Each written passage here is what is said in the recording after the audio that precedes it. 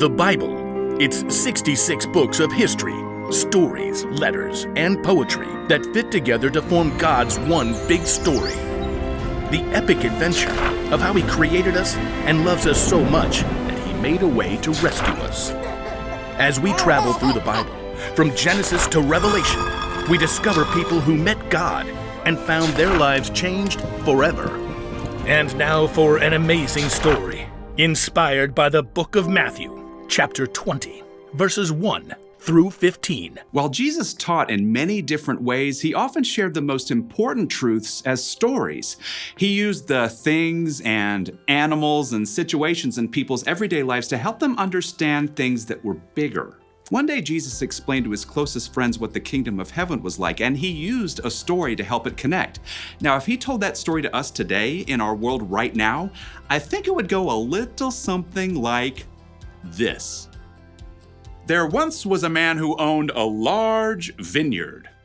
Here at Grape Escape Vineyards, we specialize in red, white, and green grapes. One bright autumn day, the man called in his manager to find out how his harvest was doing. It's doing great. Thanks a bunch. We shall pick the grapes immediately before the beetles nibble them up. That's some good raisoning. The next morning, the vineyard owner rose while it was still dark and hurried to the center of town. He arrived at around 6 a.m. and there were people still standing around noshing on grape jelly muffins. Are you looking for work? Yes, indeed. How much do you pay? $100 for the day. Precisely perfect. Let us proceed. The owner led the workers back to his vineyard. Baskets, hats, don't squash the grapes. Oh, well, what happens if we do that? They might whine a little. The vineyard owner wanted to be sure that the beetles wouldn't ruin his precious grape harvest, so around 3 hours later at 9 o'clock, he returned to the town center and found more people lined up for work. You come pick grapes for me. I'll pay you well. Good deal. Let's go.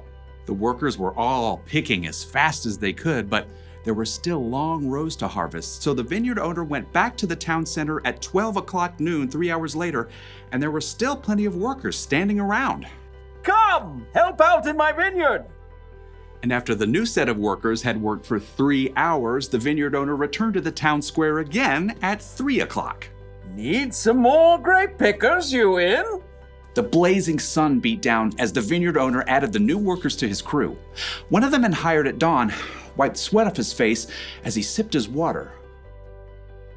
Showing up for work in the afternoon. What a terrible work ethic.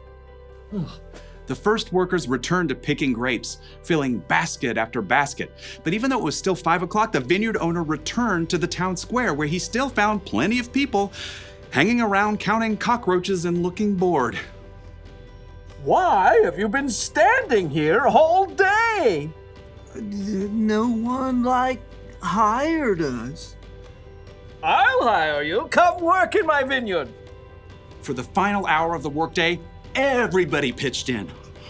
Whew! As the last baskets of grapes were brought up, the owner called to his manager. Just look at all these beautiful grapes, all freshly harvested. A great job, if I do say so. Pay the workers. Start with the ones I hired last of all. So the manager pulled out his cash box and lined up the workers. He started with the ones who only picked grapes for an hour. Here you go. $100. Totally rad, man. At the other end of the line, the workers who began at dawn began doing some quick math. $100 for 1 hour of work. That means we're about to get over $1,000. The manager continued to hand out pay packets to the workers who started at 3 o'clock. $100.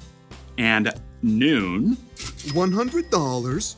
And 9 o'clock in the morning. $100. Okay. By the time the workers who started at 6 a.m. reached the front of the line, they were getting a little bit worried. You're paying us what's fair for working all day, right? Yep. $100. What? Preposterous. The early morning workers stalked off to find the vineyard owner. You paid those hooligans who only worked an hour the same as us, even though we sweated all day picking your grapes. Just look at this crispy sunburn. Red, didn't you agree to $100 for the whole day? That is a technicality. Do you feel cheated because I gave so freely to the other workers? Don't I have a right to do what I want with my own money? But it's not fair. Take your money and go. I want to give the ones I hired last the same pay I gave you. The early workers glared and skulked away, cash in hand. They had let the owner's generosity to someone else ruin their day. Jesus' story made it clear. God gives freely to everyone. Rather than focusing on what you don't have, adjust your attitude. Choose to look at what you do have.